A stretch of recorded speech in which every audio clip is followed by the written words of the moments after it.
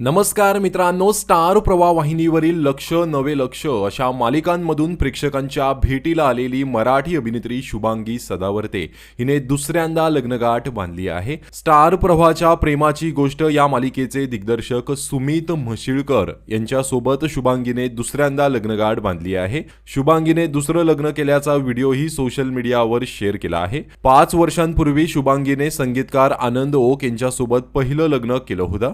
मात्र संगीतकार आनंद ओक यांनी सप्टेंबर महिन्यात अभिनेत्री शुभांगी सदावर्ते हिला घटस्फोट दिल्याचे जाहीर केले होते।